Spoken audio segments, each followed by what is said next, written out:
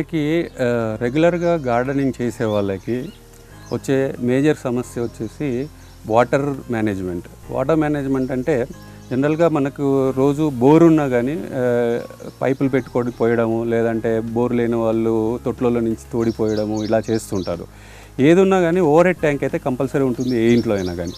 దీనికోసము మనము ఒక drip irrigation అనే పద్ధతి అందరికీ తెలిసి ఉంటుంది, కానీ జనరల్గా మోస్ట్ గార్డెనర్స్కి తెలియదు. డ్రిప్ ఇరిగేషన్ అంటే చాలా ఖర్చుతో కూడిన సమస్య. దాన్ని ఇన్స్టాల్ చేసుకోవాలంటే ఒక ఇన్స్టాలర్ని తీసుకొని రావాలి, ఒక టెక్నికల్ డీటెయిల్ రావాలి, వచ్చి దాన్ని ఇన్స్టాల్ చేయాలి, దానికి ఖర్చు అవుతుంది అనే ఒక అవగాహన ఉంది అందరికీ.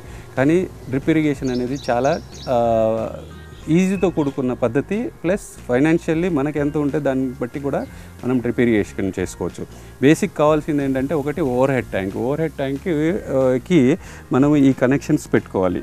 వచ్చే మెయిన్ పైప్లో నుంచి మనం వాల్వ్స్ పెట్టుకోవాలి. ఏంటంటే వాల్వ్స్ ఓన్లీ ఒకటి డ్రిప్కి డైరెక్ట్గా ఉంటుంది, ఆ వాల్వ్ కట్టేస్తే డ్రిప్ అయిపోతుంది.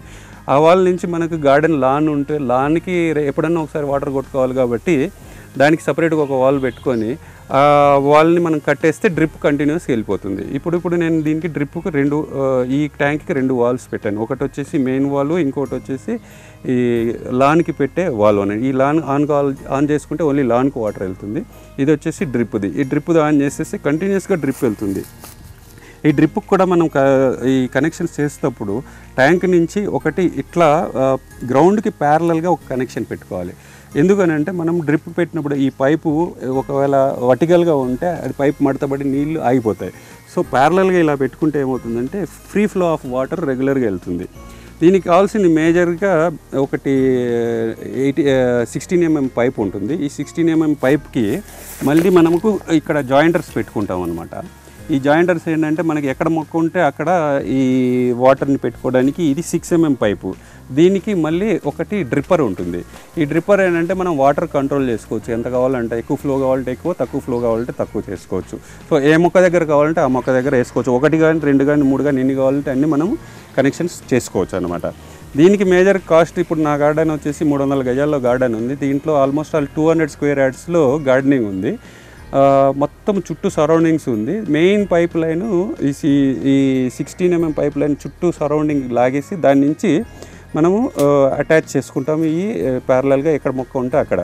సో దీనివల్ల ఏమవుతుందంటే మేజర్గా మనము ఒక 500 లీటర్ల నీళ్ళు మామూలుగా మొక్కలకి పోసేస్తే అవి 1-2 అవర్స్లో భూమిలోకి మొత్తం పోతాయనే గ్యారంటీ లేదు. ఎందుకంటే భూమి మీదనే నీళ్ళు నిలబడి ఉంటాయి కాబట్టి ఆ నీళ్ళు మళ్ళీ సూర్యరశ్మికి ఆవిరైపోతాయి.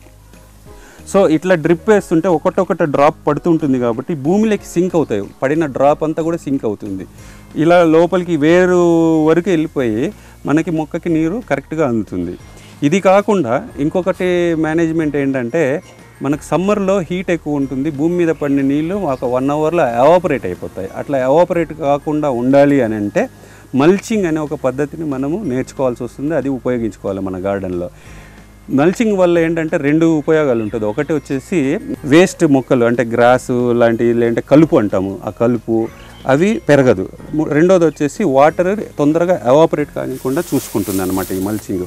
దీనివల్ల ఏంటంటే సాయిల్ మనకి బాగా ఫర్టైల్ అవుతుంది, ప్లస్ ఇంకా మనకి పొడిగా కూడా తయారవుతుంది. అంటే ఆ మల్చింగ్ వల్ల కూడా కుళ్ళిపోయే ఆకులు, గడ్డి ఇవన్నీ కూడా పోయి మనకు వాటర్ని బ్రేక్ చేస్తూ ఈ సాయిల్ చాలా స్మూత్గా ఉంటుంది. ఇది చూడండి, ఇది కంపోస్ట్ అంటారు. యాక్చువల్గా ఇది కంపోస్ట్ కాదు.